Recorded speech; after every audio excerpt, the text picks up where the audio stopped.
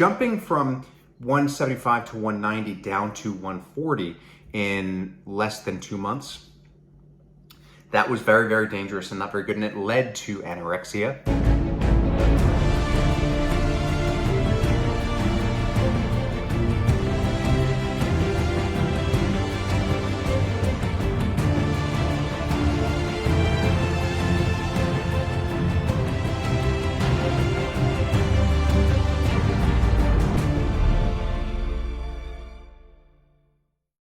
Hey everyone, Andrew here, Melbourne Superman, and I am going to do something a little bit different today. So the Superman movie reaction video is coming. We've had a bit of a technical delay, but it should be on its way this week.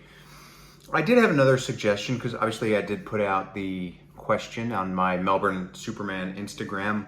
What would you like to see more of on my YouTube? And one of the suggestions was a little bit about my past and my personal not comeuppance, but upbringing, coming upping, up and awaying.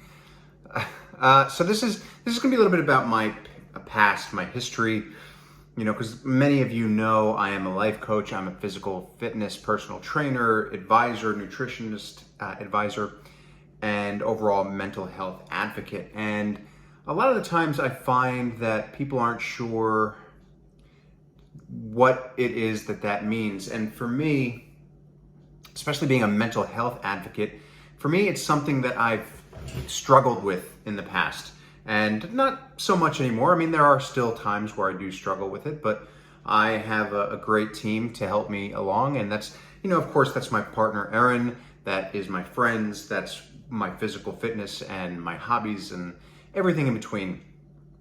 But it wasn't always like that. So I'm going to take you back a little bit. We're going to talk a little bit about how it is that I came to be, how it is that I ended up where I am today. So back in high school, you know, I've always been an actor. Those of you who know me know I've always been an actor. I've done it amateur, professional. It's how I've made my living for the past probably about 5 or 6 years, because I've had a lot of really good things happen. Unfortunately, with COVID, a lot of things got shut down, but that's where I started. So I've been acting ever since I think my first on-stage production, I was like 8 years old. In high school, that's where I started to get a little bit more conscious of my body image and what that meant. So I was never obese in high school or leading up to high school. Well, I was, but I wasn't. You wouldn't look at me and think that kid needs to slow down. But if I took off my shirt, maybe a different story. So I was always the chunky kid, up and down. You know, I was always. I went from chunky to not chunky to chunky again, and that led me into a tough sort of go of it in high school, where I was never bullied or anything, but I did really start to eat healthy. And well, what I thought was healthy, I started to work out a lot, which was at the time I was doing Taibo, you know, Billy Blank's Taibo, the kickboxing sensation. So that's where I started. That's where I started trying to get a little bit more consistent. And then when I was 17, I got into a bad car accident. And whilst this car accident didn't have any really long-term effects on me, after it, I was very much, I mean, I couldn't work out normally. I mean, I wasn't crippled or anything, but I had to take it easy. And it was at this time that I was also starting to do my very first sort of, you know, touring shows. And I was only 17, so there was a lot of pressure that I put on myself. So I couldn't exercise as much as I wanted to. You know, at this point, again, I was still mostly doing cardio. So that's when I started to tweak my nutrition. And that led into some bad habits because I didn't know how to tweak my nutrition when I wasn't exercising. So that was my senior year in high school. That took me into my first year out of high school, which I went to a conservatory, the American Music and Dramatics Academy in New York City. And that's where everything really took a turn. That's where I really went from not really eating great and just kind of eating too little to really eating too little. So my typical day in terms of food and exercise. I'd get up, I'd do maybe 15 to 30 minutes of light cardio. I would do Pilates. I would have a low carb protein bar for breakfast. I would have a low carb protein bar for lunch. And then I would have some kind of salad for dinner with some kind of protein source like grilled chicken. Living in New York City, I generally went to a sort of like a small grocery store and would get whatever salad bar they had. So I was generally eating at that time, I was probably eating less than 800 calories a day. Now, at that time, again, I was 18 at this point, so metabolism of the 18-year-old is going. Of course, I was never one to have hugely fast metabolism, but when you're that young, it's moving. So fast forwarding ahead to November of that year, I dropped down to about 140 pounds, or about 60 kilograms. Now, all of my high school career, quote unquote, I was anywhere from 175 to 190 pounds. So not a huge jump, but there was always a yo-yo there, anywhere from 10 to 15 pounds. So jumping from 175 to 190 down to 140 in less than 2 months, that was very, very dangerous and not very good, and it led to anorexia. Well, at that point, I was already considered anorexic. I was doing many different forms of bulimia, including exercise bulimia, which, if you don't know, exercise bulimia is basically when if you eat more than you think you should, and then you go and work out for hours and hours and trying to sweat it out. Of course, I went through more traditional bouts of bulimia as well. So November, that led me back home because I couldn't survive in the city that way, and my mental health was horrible because I was doing crazy things to my body. And at that point, I decided I wanted to give up and go home. So I go home, and over the course of the next year, I'm struggling with my food. I'm struggling with my nutrition. I'm in the hospital in and out because, for example, for Thanksgiving that year, I totally binged too much food and my body couldn't handle it. I ended up in the hospital. So over that next year, I developed binging and purging, where my binges would be anywhere from 5 to 10 to 15, sometimes as high as 20,000 calorie days. And then I would go 2-3 days without eating, purging. There was a time where I ate nothing but broccoli for maybe, I'd say 3 to 6 months, just trying to keep all weight off. And it wasn't easy. It was a very big mental struggle. I had 3 heart attacks, which was partial to do with my wisdom teeth having been removed, and I didn't respond well to the anesthetics, but also because of what I was doing to my body, it exacerbated a pericarditis, I don't know if that's a word, but pericarditis in myself, which basically enlarged layers around the heart. And that's not anything that I struggle with anymore, but that's what that was. Fast forward to 19 years old, I joined the military, trying to find some sense of who I am, because during this time, I'm not acting, I'm not doing anything, I didn't know what I was doing. I was trying to find myself. I worked at a GNC. For those of you not in America, that's a general nutrition center, which is like a supplement shop. I was trying to find my way there. I was trying to get into different diets and fads, and I've tried it all. In terms of diets, you name it, I've done it. Paleo, low carb, Atkins, cleanses. There's so many different diets out there that I've tried, and all the variations of them, and nothing was working because I wasn't giving anything a chance to work, because I was just kind of all over the place. So I joined the military, in the military for a few years, the reserves. So I never went anywhere. I was never stationed anywhere. I was medically discharged, and because of my pericarditis, which I failed to tell them when I enlisted, just because I didn't want to not have a chance at that. So that's where I'm at. During this time, I did go back to college. I went to Rowan University, focused on criminal justice, as well as getting back into theater. I was involved in a lot of different theatrical productions that I quit all of because I was still struggling so hard with my self-image and my body, and I would say binge, and then I would not leave my dorm room for a couple of days. Or I'd go to college, which was about 2.5 hours away from where my parents lived. I'd go, do my day, and then come home because I couldn't bear to stay there because I was just so whacked out in my body image. Some of my closest friends I alienated completely, that I had met when I was 14, 15 years old in theater. At this point, they were all but a distant memory because I alienated myself from them so much because I was so afraid of going out and socializing. So over the course of from, say, 17, where it really started after the car accident, to about the age of 23, 24, I am struggling hard with my body. I've yo-yo dieting, yo-yo weight.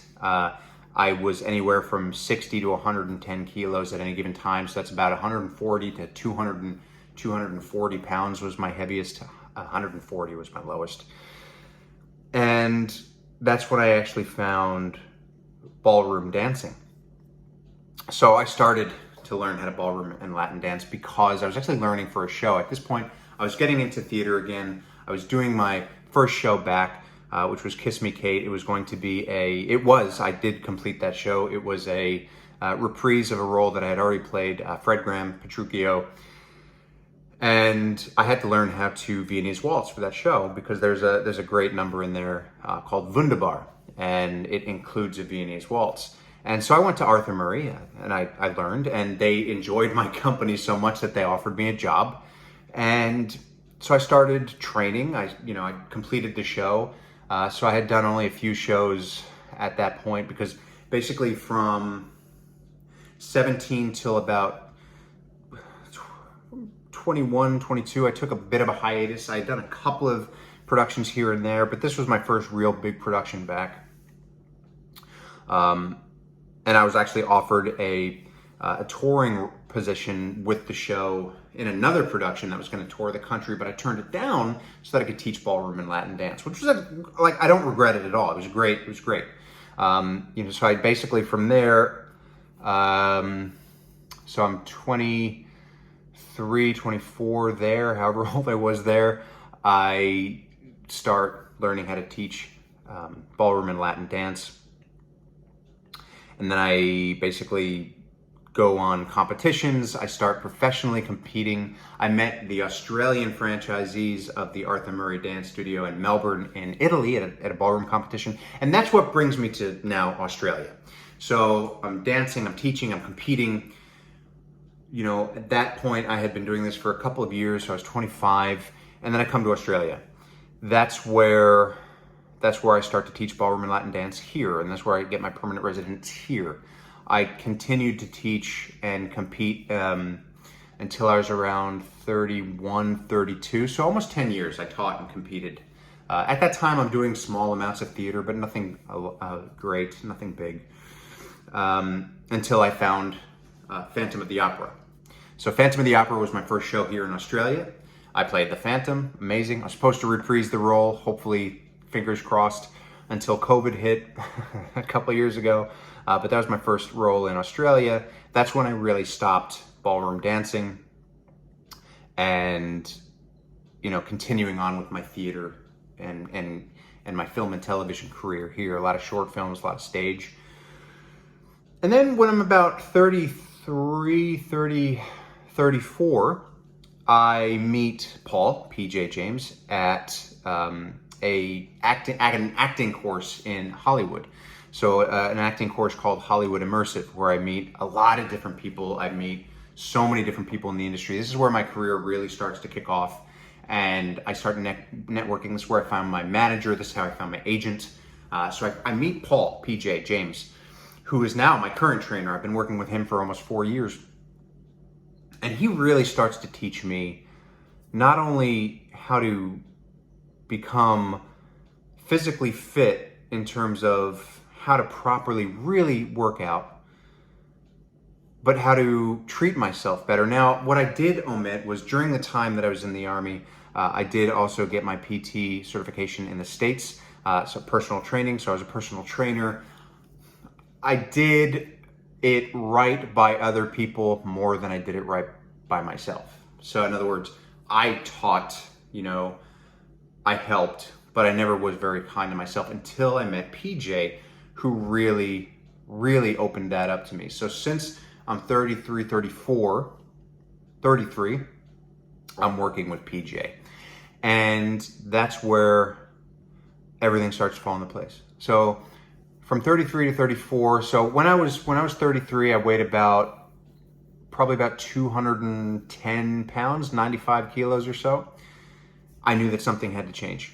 Because at that point, I had still been going back and forth between really thin to not so thin, right? And over the next couple of years of working with him, I found out that it wasn't that I wasn't able to commit to anything. It was just I was going 95% of the way with most of it because I was never giving myself the chance to learn fundamentally what my body needed, what I needed to keep going. And that was a very, very valuable lesson. And it's like he didn't let me get away with anything at all. So we would put together a plan and I would do it, or I would screw up, and then I would keep screwing up. And finally, he was just like, "You're screwing up so much. You're paying me to do this for you, and you're not going to get anywhere. You've got to make the decision that if you want to stop fighting for basically your life, you've got to wise up, take the advice that's being given to you, start doing the right thing, and go from there." And, over the course of the years before PJ, I had many people telling me this, right? I was in and out of hospital, like I said. I had nurses tell me I was going to die. One particular nurse in particular who told me I was going to die really hit me hard. And that's when I there were moments when I tried to snap myself out of it, but it was just hard. Until I had that guidance, that wasn't telling me that we have a goal for a specific time. It was the guidance to let me know, look, you have to change your way of thinking, or at least expand it. And so that you're not looking at a number on a scale or the way that you look in the mirror first. That's the bonus. The things that you have to look at is how you treat yourself, what your journey is going to look like, how you want that journey to feel. All the other stuff comes as a bonus. Yes, of course, we have many goals. We have milestones we want to hit. We have the 6-pack abs we want. We want to fit into that dress. We want to fit into that suit. We want to look good in that cosplay. But no amount of cosplays or bathing suits or abs are going to make you feel good about yourself unless you understand the journey that you're on and why you're on it. And that's what PJ helped me to discover. That's why I wanted to become a life coach. That's why I wanted to really continue on becoming in my personal trainer work and my fitness advisorship. And that's what brought me to where I am today. So I am as consistent as I ever have been in the last 3 years than I ever have been, because I changed the mentality and the mindset from the physical and that's it to the physical and the mental aspect of it. So I've been there. I guess the point of this long video, I think we're heading at about 20 minutes now, depending on where I cut it. The point of this video is that you've got to analyze everything. You can't just look at yourself in the mirror and say, I want to have abs, because that's not going to stick. You can't look at an event and say, I want to run that 5K in under 20 minutes. Whilst great, that's not going to stick, because once you get there, what happens then? So you've got to shift from, I want a very specific goal, to, I want an incredibly elaborate why and what my journey is going to look like.